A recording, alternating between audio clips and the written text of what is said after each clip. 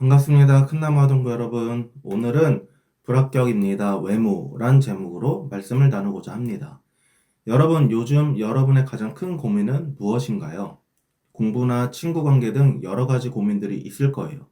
여러분 또래는 어떤 고민을 할까 궁금해서 몇 가지 자료들을 살펴보았는데 가장 큰 고민은 성적이나 진로와 관련된 부분이었고 그 다음은 두 번째로 크게 꼽힌 부분이 바로 외모였습니다. 청소년 정책연구원의 통계에는 청소년의 외모 만족도가 현저히 낮아 불안함을 경험한다고 해요. 또 여학생들 중에는 초등학교 저학년 때부터 색조 화장을 하기 시작한다 하고 다이어트를 시작하는 연령도 남학생, 여학생 할 것 없이 점점 낮아지고 있다는 기사도 있습니다.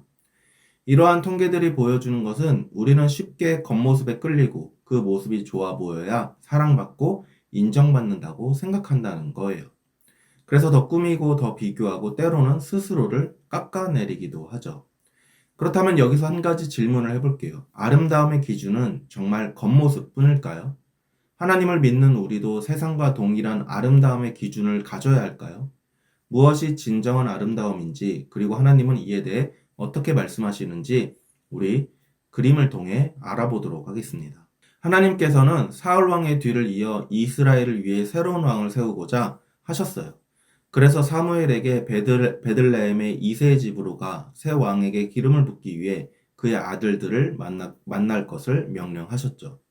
사무엘은 하나님의 말씀에 순종해서 이새의 집으로 향했고 그의 아들들을 불러 함께 제사를 드리자고 말한 뒤 기름 부을 자를 향한 하나님의 뜻을 기다렸습니다. 사무엘은 첫째 엘리압이 서 있는 모습을 보고 마음속으로 기름 부을 자라고 생각하고 있었어요. 엘리압의 키와 용모가 너무나도 멋져서 왕이 되기에 합당해 보였거든요.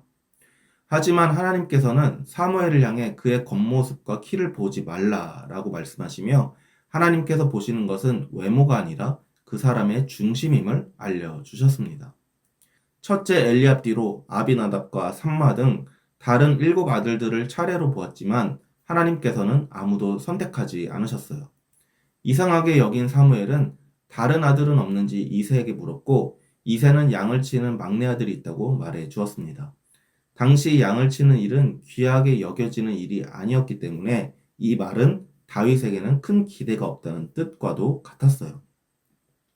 하지만 사무엘은 그를 데려올 것을 요청합니다. 마침내 이새의 막내 아들 다윗을 만났을 때 하나님께서는 그에게 기름을 부을 것을 명령하셨어요. 사무엘은 하나님의 뜻을 따라 즉시 기름병을 들어 다윗의 머리에 붓고 그를 왕으로 삼을 준비를 했죠.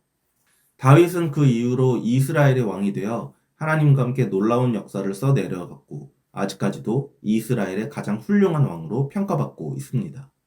이 이야기는 하나님의 시선은 사람의 겉모습이 아닌 그 사람의 마음과 중심에 있음을 분명히 보여주고 있어요. 하나님께서는 우리의 겉모습이 아니라 마음의 중심을 보신다고 말씀하셨습니다. 그런데 오늘날 여러분은 어떤가요?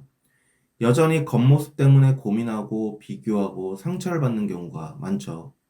그래서 실제로 이런 고민을 겪은 친구의 이야기를 함께 들어보려고 하는데요.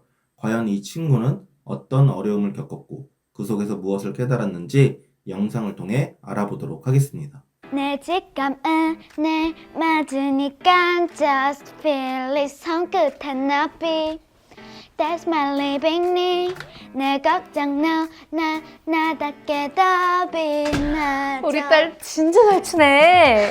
당연하지 내가 얼마나 연습했는데 오디션 별로 안 나왔어 아우 괜찮아. 이제 오디션 준비 잘했으니까 엄마가 너 이 오디션 붙으면 아주 팍팍 밀어줄게. 맞다 엄마 나 내 카메라에 뿌샤시하게 나와자니까 나 팩 좀 해줘 팩? 그래 팩하자. 팩해야지. 해야지. 아휴 우리 딸 이 팩하고 나면 내일 아침에 아마 피부에서 광이 날 거다. 진짜지? 당연하지. 내일 심사위원들이 우리 딸 몸매랑 얼굴 보고 아마 깜짝 놀라실걸? 나도 그렇게 생각해 어머 얘 웃지 마. 얼굴에 주름 져.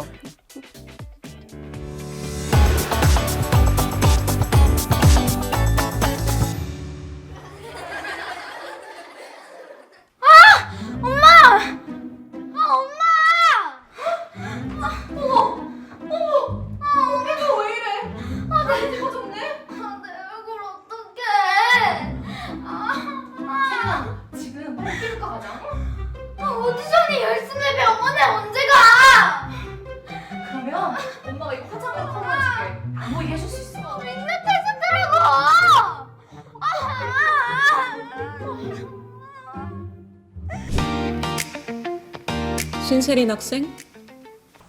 네. 마스크를 벗어야지. 오디션 예절 몰라? 죄송합니다.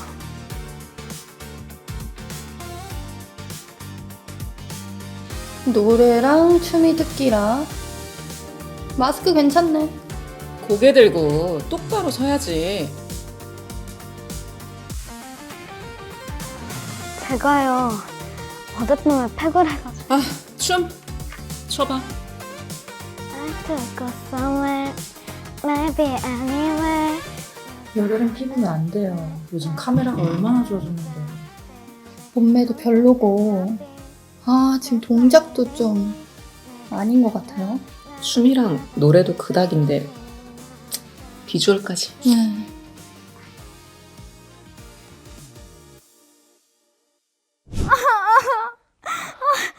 왜 괜히 팩을 해가지고. 세린아. 엄마 미안해. 다음부터 조심할게. 틀렸어. 이 얼굴로는 안 된다잖아. 엄마 왜 나 이 모양으로 나왔어?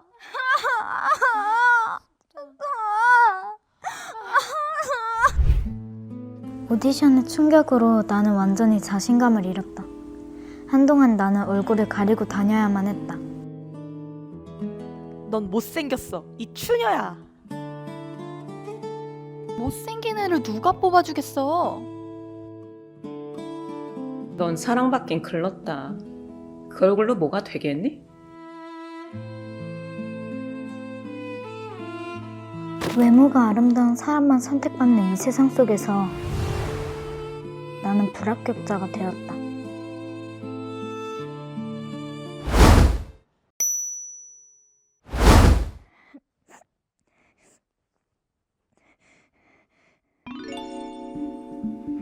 여기가 어디지? 오디션 장소? 반갑습니다. 7942번 신세리님, 7943번 김세영님. 네, 들어오세요. 쌤! 신세린님, 김세영님, 반갑습니다. 아시다시피 이 오디션은 천국에서 촬영하는 영화의 주인공을 뽑는 자리입니다. 천국에서 촬영한 영화? 한국이나 외국에 나가서 찍는 게 아니라 100% 천국 현지에서 촬영하는 작품이다 보니 이 배우들의 실력이 정말 중요합니다. 배우들에게는 천국 최고의 대우를 해드릴 거고요. 영화가 개봉되면 온 세상 70억 인구의 꿈속에서 상영하게 됩니다. 그럼 여러분은 당연히 지구 대스타가 되겠죠?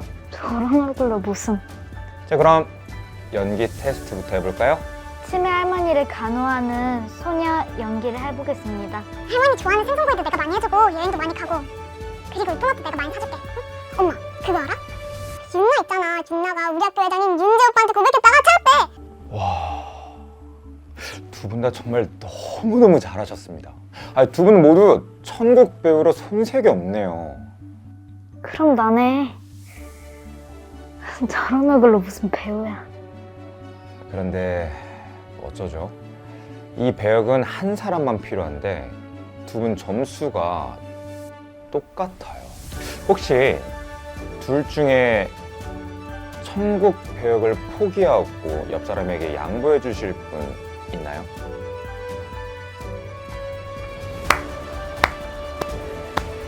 두 분 모두 정말 아름다운 선택을 하셨네요. 그렇다면 진짜 속마음이 어떤지 확인을 해볼 필요가 있겠어요. 저 진심이에요. 저도 그러기를 바랍니다. 그럼 잠깐 여러분의 마음속을 촬영한 화면을 보고 가실까요? 네? 배역을 양보하라고? 어떡하지? 나 정말 천국 가서 연기하고 싶은데. 만약 양보하면 이제 다시는 기회가 없겠지? 안 돼, 싫어. 하지만 쟤는 오늘 떨어지면 너무너무 속상해할 것 같아. 이럴 때 하나님이 기뻐하시는 결정은 뭘까? 그래, 내가 양보하자. 양보라니? 내가 왜 천국 가볼 수 있는 기회인데. 게다가 저런 못생긴 애가 천국 영화 배우로 나오면 모두가 비웃는다고. 이건 무슨 일이 있어도 내가 돼야 돼. 하지만 이건 천국 오디션이지? 믿음 좋고 성격 좋은 모습을 보여야 뽑아줄 거야. 내가 양보하겠다고 하자. 그러면 감동하면서 나를 뽑겠지? 자, 이제야 점수가 확실히 갈렸네요. 합격자는 7,943번 김세영님 축하드립니다. 들어갈까요?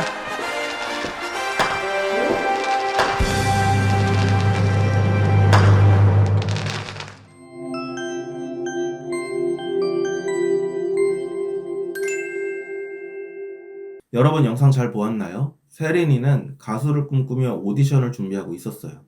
그런데 더 큰 인기를 위해서는 춤이나 노래뿐 아니라 얼굴도 예뻐야 한다고 생각을 했죠. 그래서 오디션 전날 엄마에게 팩을 부탁했지만 그 팩을 사용한 다음날 어떻게 되었나요? 얼굴이 붓고 뾰루지가 났어요. 그렇게 세린이는 민낯 테스트를 앞두고 자신감을 잃었고 결국 실력도 제대로 발휘하지 못한 채 오디션에 떨어지고 말았습니다. 그런데 천국 오디션은 어땠나요? 그곳의 합격 기준은 무엇이었죠? 네, 출중한 실력이나 예쁘고 멋진 외모보다는 하나님 보시기에 아름다운 마음이었어요. 세린이는 천국 오디션을 통해 세상과는 다른 하나님의 시선을 알게 되었죠.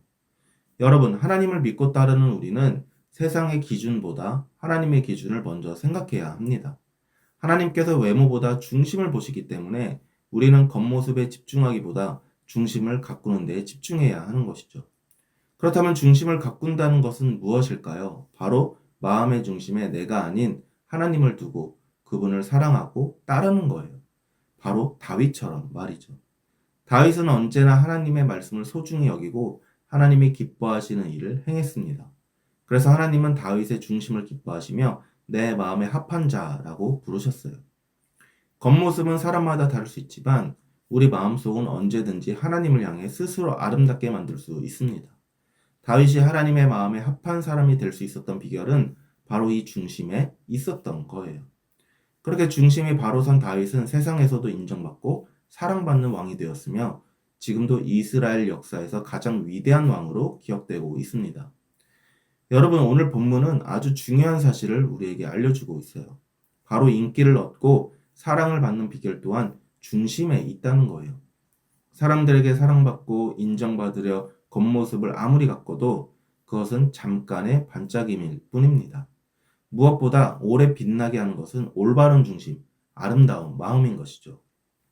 그러니 여러분도 다윗처럼 하나님을 사랑하고 순종하면서 날마다 중심을 아름답게 가꾸어 가길 축복합니다. 중심을 가꾸는 일은 거창하거나 어려운 일이 아니에요. 작은 것부터 시작할 수 있어요.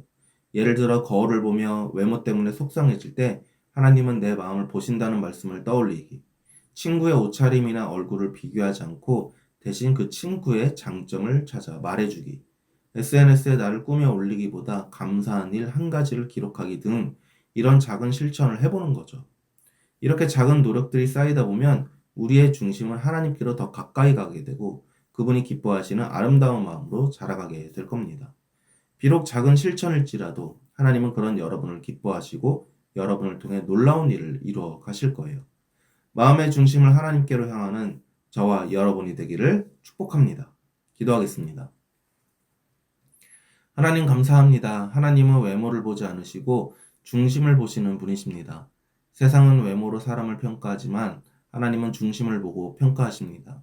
언제나 저희의 중심이 하나님을 향하게 하시고 하나님을 기쁘시게 해드리는 신앙인이 되게 해주세요. 저희의 생각과 마음을 붙잡아 주셔서 하나님을 생각하고 하나님을 높여드리는 삶을 살게 해주세요. 함께 하심에 감사드리며 예수님의 이름으로 기도합니다. 아멘.